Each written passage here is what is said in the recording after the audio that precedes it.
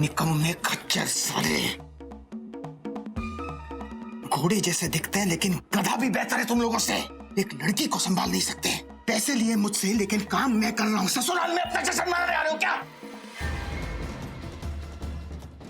अगर ये लड़की भाग जाती ना तो साले भगा भगा के मारता तुम लोगों को, भगा भगा कर। और अगर घर पहुंच जाती तो जिंदगी भर पहुंच नहीं पाते घर तुम लोग। और अगर घर पहुंच भी जाते ना तो साले घर वाले तुमको पहचान नहीं सकते थे साले। सर वैसे एक बात समझ में नहीं आई, आप तो यहाँ से आधा घंटा पहले चले गए थे, लेकिन फिर भी आपको कैसे पता चला कि यहाँ ये ऐसा कुछ करेगी और आपने सही समय पे आकर उससे किडनैप कर लिया? निकम्मों को हायर किया है मेरे अंडर, इसलिए मैं जब यहाँ से तुम्हें इंस्ट्रक्शंस दे के जा रहा था पीछे के रास्ते से, तो दूर खड़ी मुझे एक गाड़ी नजर आई। तो मुझे लगा कि गड़बड़ गड़बड़ गड़बड़। पास आके देखा तो इन मोहतरमा की गाड़ी थी। रुका, देखा, सोचा और वहां रुक गया।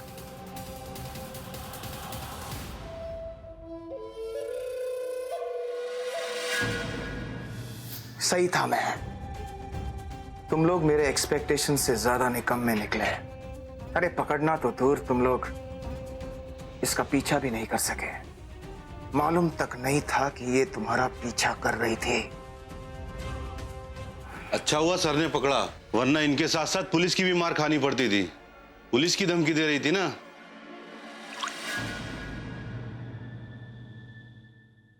तुम लोग मुझे यहाँ ज्यादा देर तक बंद करके नहीं रख सकते।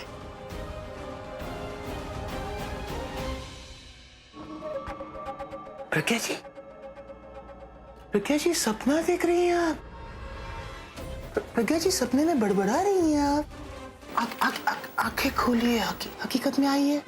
Look to your left. इसलिए बच्चे के साथ साथ आपको अपनी भी जान की सलामती मांगनी होगी। मानना पड़ेगा, हिम्मत माननी पड़ेगी आपकी। अकेली आ गई झांसी की रानी की तरह सबको बचाने के लिए। क्यों? पर इतनी हिम्मत बेवकूफी होती है प्रज्ञा जी। अब देखिए, जो मेरा प्लान था वो सिर्फ इस बच्ची को अगवा करने से पूरा नहीं हो रहा था। आपको लगा था कि यहाँ कि आप मेरा प्लान खराब कर देंगी, पर एक्चुअली आपने यहाँ आकर मेरा काम आसान कर दिया प्रज्ञा जी। जो काम मेरा इस बच्ची के थ्रू नहीं हो रहा था वो आप करेंगे मेरे लिए। So welcome to hell. नर्क में जाने की तैयारी तुम कर लो, और जो इंसान जो अपने काम को पूरा करने के लिए एक मासूम बच्ची का इस्तेमाल कर सकता है, उसके लिए तो नर्क भी कम सजा होगी। प्रज्ञा जी, एक बच्चे के कारण अगर मैं नर्क जा रहा हूँ तो दूसरे बच्चे का भला भी तो कर रहा हूँ ना मैं, अपने बच्चे का।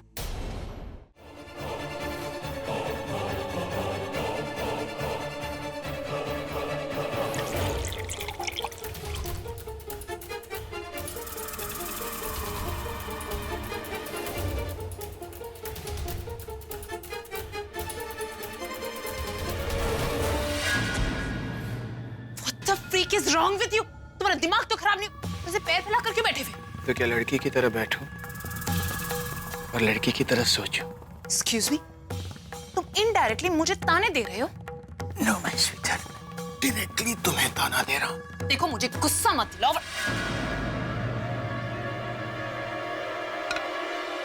तुम्हारे लिए बेटर रहेगा कि तुम यहाँ से चले जाओ। हाँ, तो तुम्हें क्या लगा था मैं सारी रात यहाँ बैठ के तुम्हारी शक्ल देखूंगा? तुम मत देखो, go. So I'm going. Bye. You deserve it.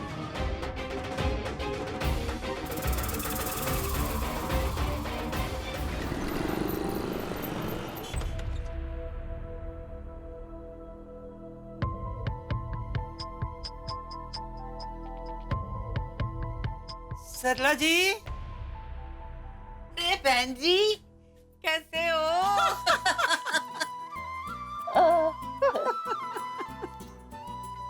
बड़े दिनों की बात देखा। हाँ, असल में बहन जी मेरी जो बहन थी ना, हाँ। बहुत बीमार हो गई थी। ओहो। तो मैं पंजाब चली गई थी। वो तो आने ही नहीं दे रही थी, पर मैंने कहा भाई नहीं अब बहुत हो गया, अब मैं तो जाऊंगी जाऊंगी। ओ जी बड़ा चंगा कीता जी, बड़ा चंगा कीता। प्रज्ञा भी आपको बहुत याद कर रही थी।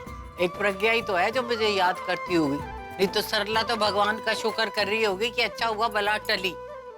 ओहो, सवेरे सवेरे किससे मेरी, अरे इनसे बुराइयां कर रहे थे आप बीजी मेरी।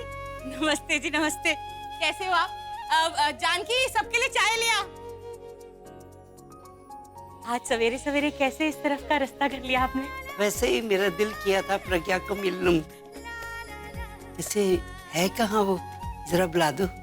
प्रज्ञा? देखो, मैं समझ सकती हूँ कि वो परेशान है, पर देखो ना, उम्मीद तो नहीं छोड़नी चाहिए ना।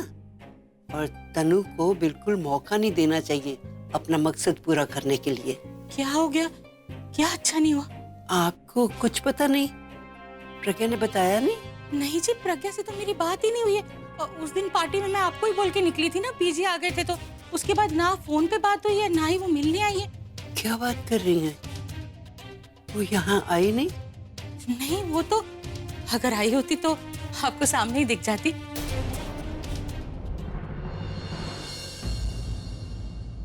सरला जी, प्रज्ञा कल रात से घर नहीं आई, वो थोड़ी परेशान सी थी।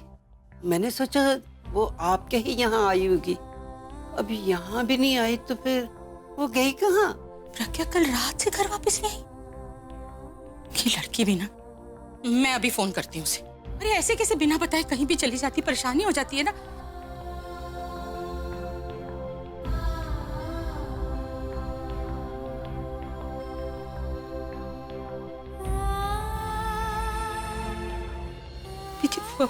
फोन बंद है।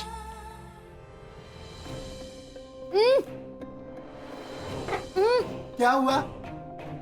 कुछ चाहिए क्या? पानी मांग रही। भाई इसका मुंह खोल देते ना, कुछ कहना चाहती है। पागल है? निखिल सर ने मना किया इसका मुंह खोलने को, चुपचाप बैठे रहे। भाई उसके तो हाथ बंद है, मुंह खोल देते ना, कुछ बोलना चाहती हो। इतनी खतरनाक है ना, जैसे उसने निखिल सर को सुनाया ना, वैसे ही वो अपन को भी सुना देगी। चुपचाप बैठे रहे। अरे भाई कुछ वो बोलना चाहती है, लगता है वो माफी मांगना चाहती है। हाँ भाई, सही कह रहा है वो। ये खबर अपन निखिल सर को देंगे ना, खुश हो जाएंगे वो। चलो ना भाई।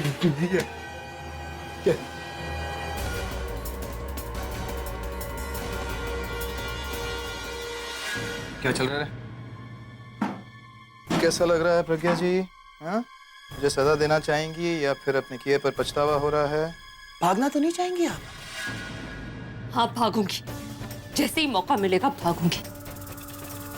मैंने अपने पति को जो 7 वचन फेरों में दिए थे, वो मैं हर हाल में निभाऊंगी, भले ही वो मेरे साथ हो या ना हो। इसकी तो ये चलो इधर, इसमें छोटा सा पंखा नहीं लगा अभी तुमसे।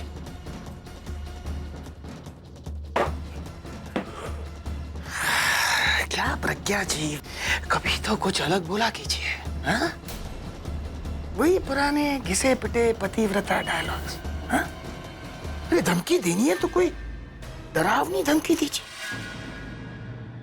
हंसाने वाली धमकी तो मत दीजिए। अभी तुम्हें हंसी आ रही है ना, बाद में बहुत रोना आएगा। मैं यहाँ से भले ही ना निकल पाऊं, लेकिन वो मुझे बचाने यहाँ जरूर आएंगे। तुम लोगों की वजह से घर पर उन्होंने मेरी बात नहीं सुनी, लेकिन वो मेरी मन की आवाज जरूर सुनेंगे।